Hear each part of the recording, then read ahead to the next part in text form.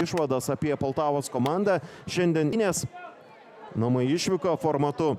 Aišku, klausimas, čia toks bandymas. St. Polkin komanda iš Austrijos, čia dabar Poltavos komandos ataka. Radionova taip pamėjusi komanda keliauja į UEFA moterų Europos taurės antrąjį atrankos etapą. Pirmasis atrankos etapas. Čia toks. Vienu metu jau atrodė, jog varžovės gali turėti galimybę geram smūgiui. Dabar krenta Kalinin. 11 metrų baudinys ir šiandien teko jau nulinį keitimą daryti. Voronino smūgis, dar viena galimybė ir dabar jau apgailestauja savo emocijomis po epizodo Kalinino, o Gintra organizuoja ataką Brianna Taylor. Rezultatyviausia komandos žaidėja, dabar jos gavosi smūgis į skersinį pataikė 10 minučių antrajame kėlinyje.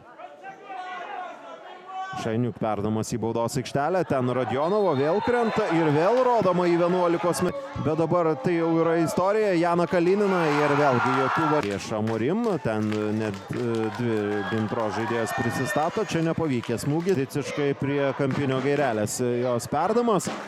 Kovo antrajame aukšte Romanovskaja ir smūgis virš.